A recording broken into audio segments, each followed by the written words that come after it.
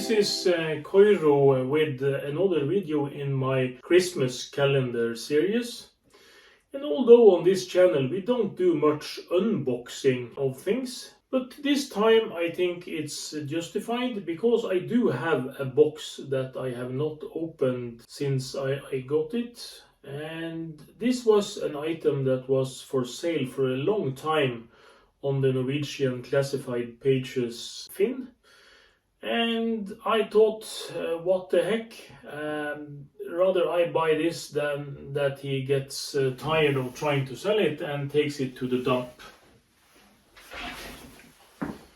So this is the story about my GoldStar old in box 80 kind of computer. And even though this is shipped in the original box, I don't know if it's complete, I don't know what's inside here, and I know nothing about the state of this machine other than what's stated in the advert. And that was quite some time ago. I do have a date here on the shipping label. Yes, this was sent to me a little over a year ago.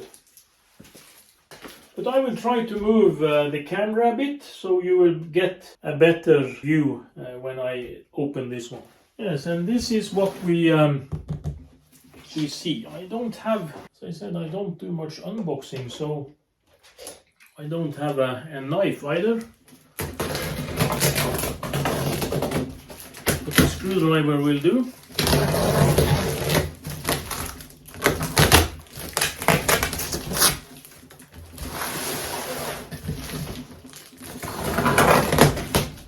For all that I know, it's nothing PC related in here at all, but it is, and it looks like the original styrofoam wrapping. I will try to put this on its side like so and slide it out. It do smell a bit musty and what I did say retro in this. I will just put the box down here, and there is no plastic wrapping us around this, and there also was this loose bracket here of some sort. And the first thing I notice is that the rubber feet are gone. That probably doesn't mean so much, but to avoid making so much scratching, I will just use my towel that I got in the MeTech computer unboxing. And here you can see, we see this for the first time together, and this is quite the yellowed PC. This is a bit uneven yellow, so that might be some nicotine stains, or it might just be the plastic is kind of dirty. The machine looks, it looks in good nick. There was no keyboard in this box and no cables and stuff. The screws look original. If I see on the back on this machine, it's a fairly typical design. It has a 80 style keyboard, it has a VGA card and a lot of dust. It has a built-in serial port and parallel port. And this machine, of course, we will try to turn it on, but as I normally do with these kind of computers, I take the lid off to see if there are some obvious loose bits and pieces inside. A carriageable computer or laptop that I know has been in use, it's no problem because that is a machine that's meant to be lugged around. But these kind of devices is mostly meant to be standing still, so when they have been moved in the post, it's always wise to take a look. And this is some sliding mechanism, either it slides back or it slides This probably slides forward, but it's one more screw, of course. It might be many more screws. Maybe it slides frontwards, and these screws also has to be removed. And this machine, as I said, was a GoldStar. And GoldStar is, of course, the company that's known today as LG. Back in the day, they was called Lucky GoldStar, was the complete name, and that is been abbreviated now to LG. Like so.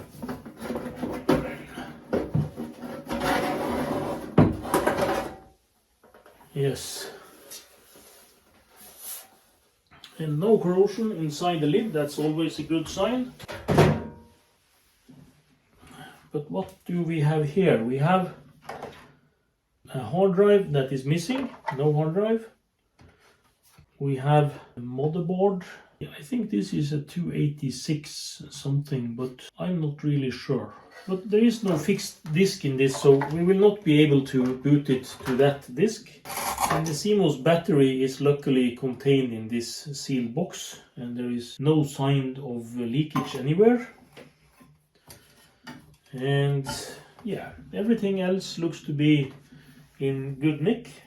And the VGA card is a Video 7 adapter. There is nothing much to it, but I do notice that this machine has a floppy controller built in here, so the hard drive probably was an afterthought that was mounted later. And here you can see the bracket where it comes in, because this has been mounted here on some screws, so that's probably not original. It's safe to turn this on, and this has the same kind of mechanism as we saw on the Acer, where you have this rod here that controls the power switch. And I think it's off now.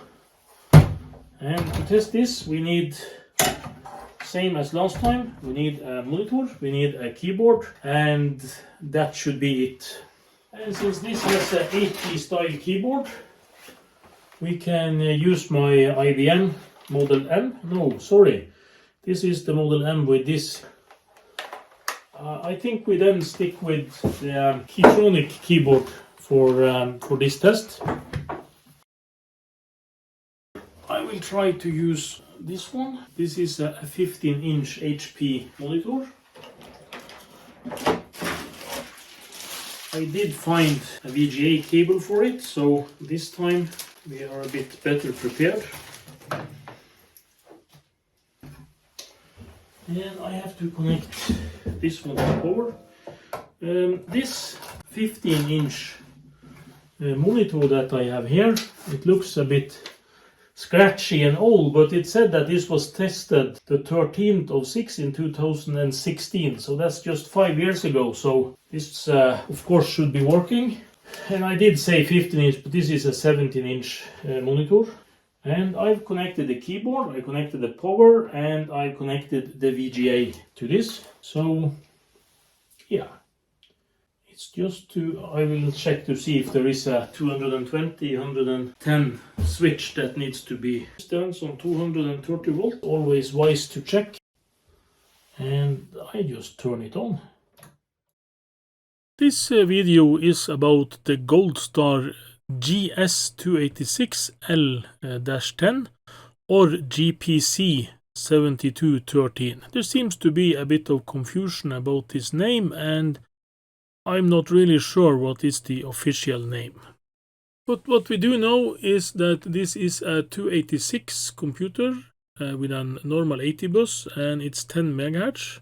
It has a 640 kilobyte of memory as standard, and it has a Video 7 VGA card on a separate card, and the serial parallel port is integrated onto the main board, and the 80 bus is on a Razer card where the other cards are plugged in. And the machine also comes as default with a 20 megabyte hard drive, although this was removed from our specific machine, but the IDE controller is still installed in a separate slot. And the machine also has a 720 kilobyte floppy drive. The machine was manufactured in 1989. And as I tried to dig up information of this machine, this is a totally complete Google black hole. And that's a really unusual thing on old computer. There usually is a line or two or a picture or something. But of this computer, the only picture I found on the internet is actually the picture from the ad where I bought the computer. And we do find some info of this computer. This was from the sticker beneath the machine, and that probably points to several models, not only this, but it do seem like this machine also was available with a bit higher specification than our speciment. And there is also something you don't see much often anymore. You do have the licensing stickers for the BIOS. And the reason why there are two of these is that normally the BIOS for the keyboard controller and the BIOS for the machine itself was licensed separately. And this was a Furnix BIOS. From the back of the case, it stated that this is a GS286L-10 and that it was manufactured in May in 1989. And this is not the same model that was stated on the box. As we can see on the box, it's stated as a GPC 7213 computer. In the start of the video, I mentioned that the keyboard was not included, but it actually states here monitor and keyboard not included. And that was quite unusual back in the day from the clone manufacturers, that the keyboard was not included in the box. From the PSU we can see that GoldStar was not big on outsourcing. They made every part they could themselves in this machine. So also the power supply was a genuine GoldStar device. Okay, it starts. And we have Furnix 286. I will turn off this overhead lights. And it says invalid configuration information. I will take an old floppy. F1 to continue.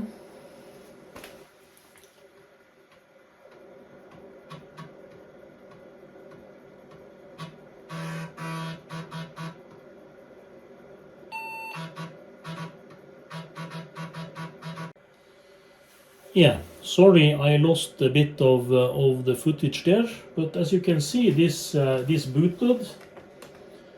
And it booted my boot floppy version 5 of DOS, and it did complain about the setup programs and stuff.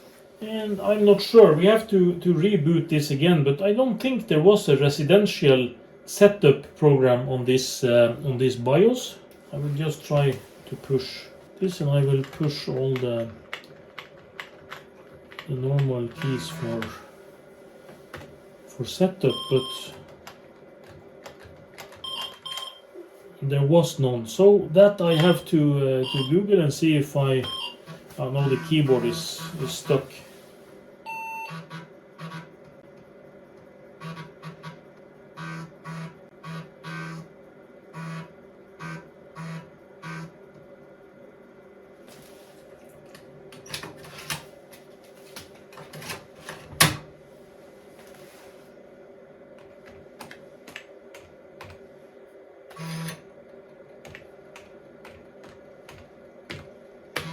Try to load this old Pac-Man clone just to see if there is anything displayed on the screen.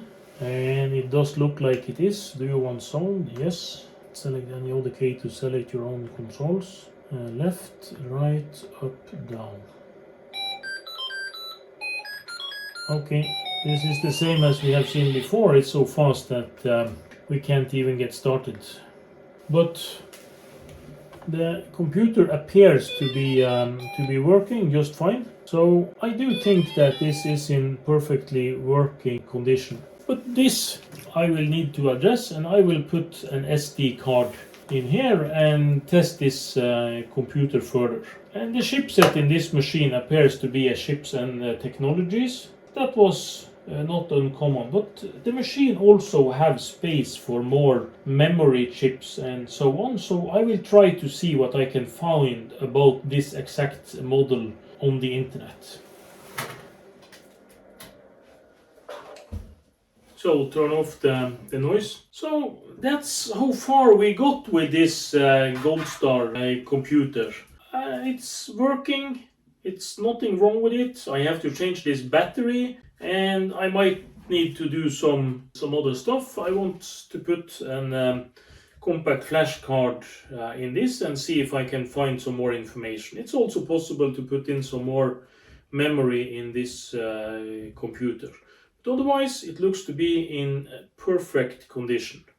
So I will just take and note down what I can about serial numbers and so on, and try to see what I can find out about this computer. And the dates code that I have seen on these ships, it says 89, and there also are some dates code on 1987, but I do think that the newest one I found on this is 1989, sorry.